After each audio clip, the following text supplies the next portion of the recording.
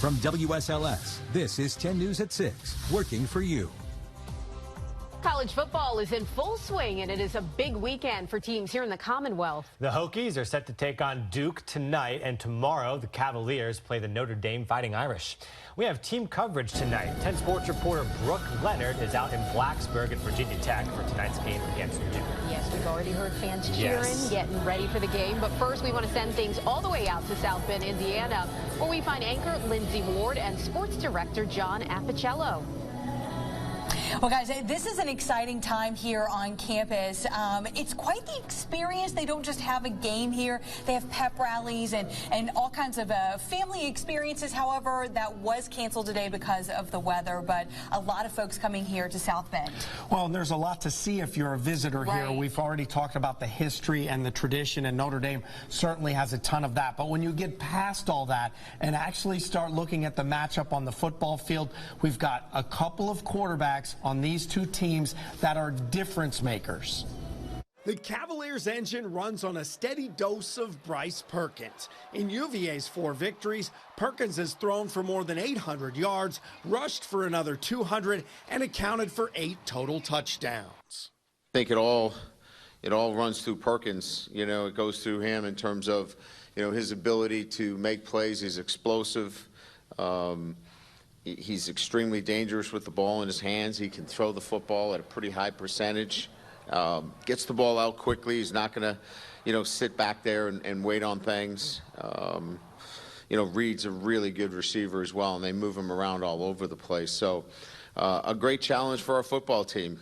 Conversely, the Cavaliers are tied with Florida for the most sacks in the nation with 20.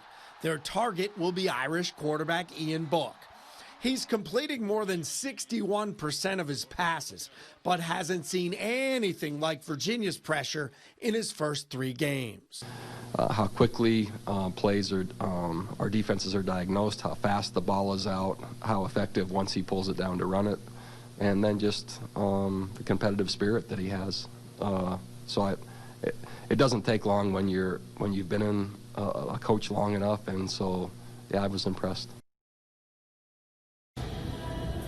UVA remains undefeated, but Notre Dame is an 11.5-point favorite in this game, so a chance for UVA, should they win, to make a real statement for their program. Absolutely, and UVA may not be a favorite, but a lot of fans here could not pass up the opportunity, a lot of Who fans, to come here to South Bend to watch the team, and that includes the Whitenack family from Roanoke. As we told you on 10 News at 5, Micah Whitenack loaded up his 3 children, didn't tell them where they were going, and then he drove to South Bend. Micah is a Notre Dame fan. The kids actually cheer for UVA, but this dad is fulfilling a dream he and his father talked about before he passed several years ago. 2015, when Notre Dame came into the ACC, my father bought tickets and we went to the game in Charlottesville at Scott Stadium. My father since passed 2016, right shortly after the game, but we had talked about making a road trip for the next time they played, and so it's been on my radar for the past 4 years. And while Micah never got the chance to take that trip with his father, he couldn't pass up the opportunity to create that experience here with his children. And they were walking around the campus today, taking in all the sights and sounds. He did say that all of his kids, though, want to go to UVA. But it was quite the experience for them. Yeah, and speaking of experience, if you want to come and you haven't been here yet, we're going to try and bring the experience to you beginning 2:30 tomorrow. It's the Showdown in South Bend, and we'll be here bringing you all of the UVA stories and all of the stories from Notre Dame.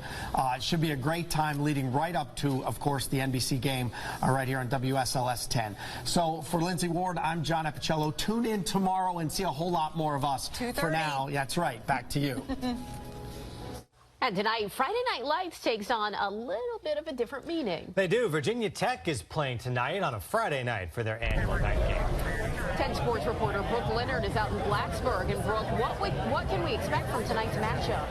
Hey guys, well first before we get to the matchup, check out these hot dogs, okay? There's no lack of fans tonight here at Virginia Tech, and they're all optimistic about beating Duke tonight, but I've been chatting with a couple, and they're hoping that the newest addition to Justin Fuente's staff will hopefully help with a little output on offense.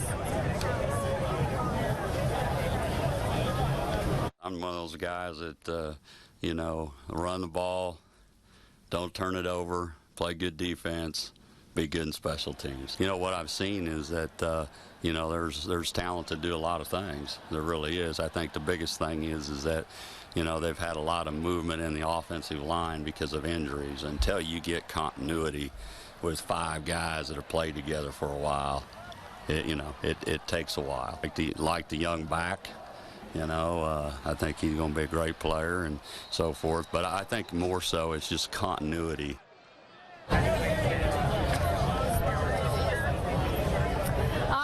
Kickoff is slated for 7 o'clock, and like I said, tons of fans and no shortage of hot dogs, and I'm gonna, you know, take mine right here and enjoy the rest of the night. Back to you guys at the desk, and of course we'll have all the highlights at 11 tonight on WSLS.